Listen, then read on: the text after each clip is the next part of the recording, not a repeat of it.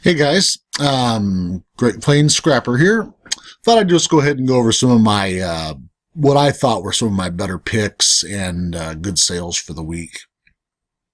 Um, I have noticed, I was talking to somebody else earlier today, and I had a week or so where I just was wearing myself out packing and shipping, and then I haven't had a sale for 48 hours.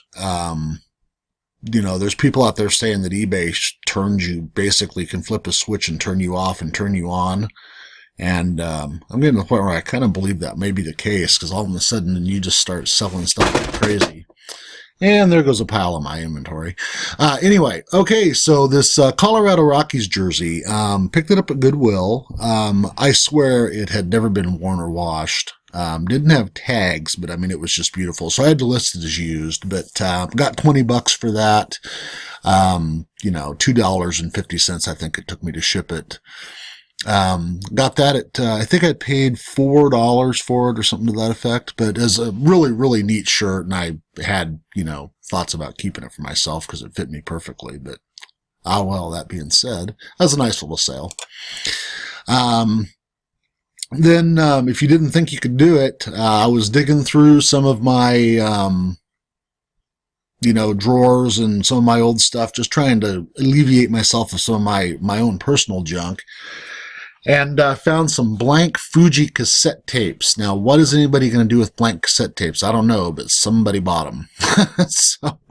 And they're light again, so that went first class, and that was a pretty easy gig right there.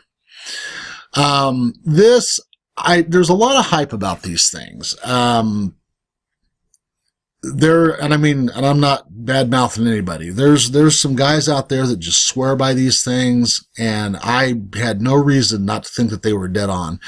This one, for instance, does not have a dongle, and I have found out that without the dongle, it really hurts the price. But even with the dongle, I probably still could have only gotten $75 or $80 for it. I think the best offer accepted on this was $32. Now, the part that threw me on this was these things weigh all of 2 pounds, maybe 3 pounds on a good day.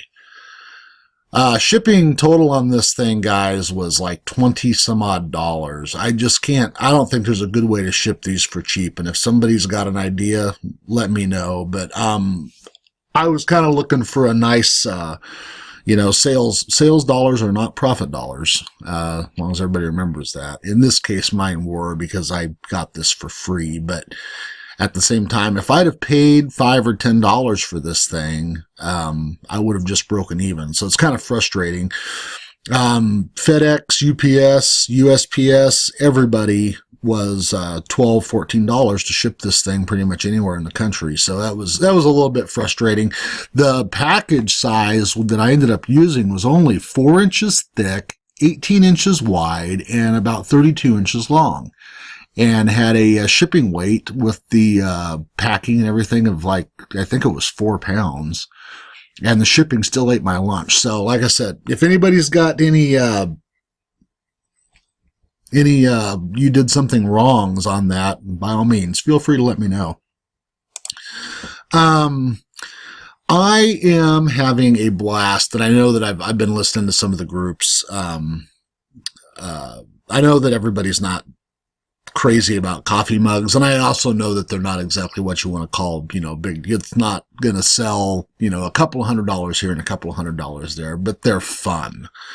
And there are so many of them out there, and I'm not, you want to stay away from the Dollar General, the only thing on the mug on the bottom says just made in China.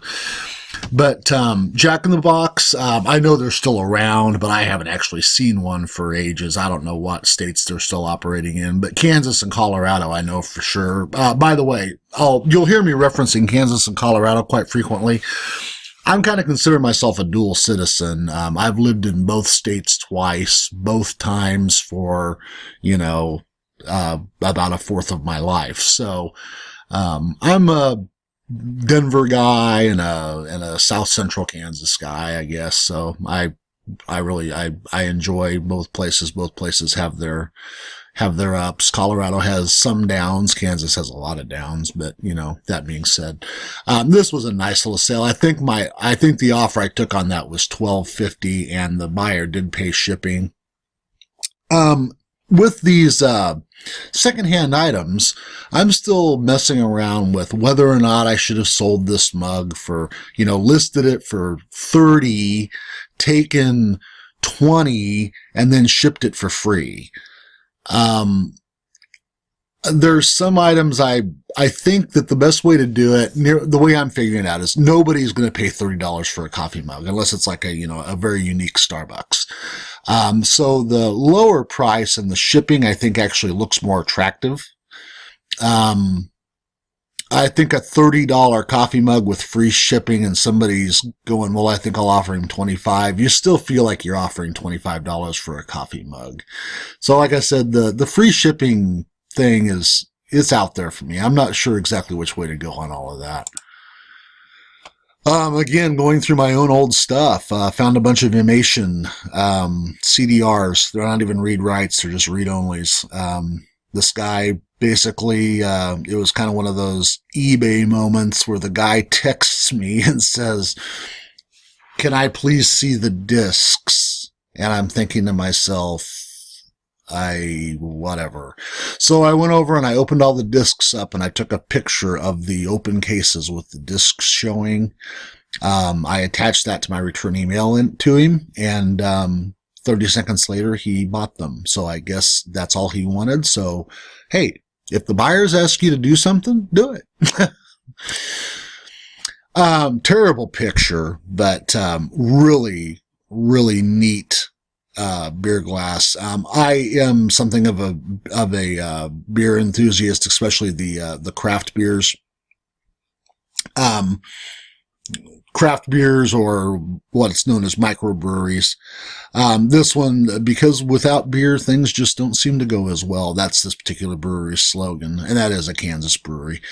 But I'm not drinking these days, so I figure I can get rid of some of that stuff. My Beeriana, I don't need it sitting around reminding me of what I'm not doing.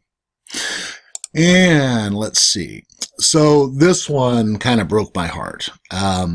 The guy offered me $12 for it. I was going to go ahead and take it because I had shipping included in this one too. But I love this coffee mug. I mean, I've owned it for 5 days. I bought it at Goodwill for 25 cents. It's absolutely in perfect condition, but it just has so much character and so much class. I mean, I should have kept it. I could have drank my coffee out of that every morning. I was watching the reseller wake up this morning, and Callie Picker was drinking his coffee. And there's shout out to Callie Picker.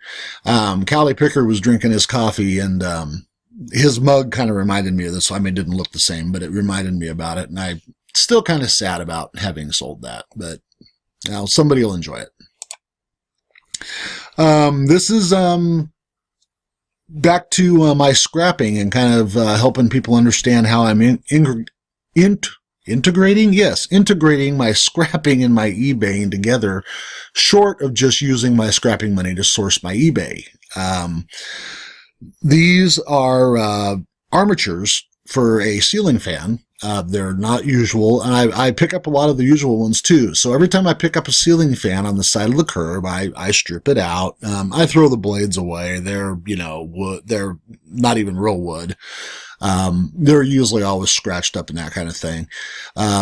But the armatures are usually in pretty good shape. You can get the polished brass ones with the three prongs on them, the antique brass ones, these white ones like this.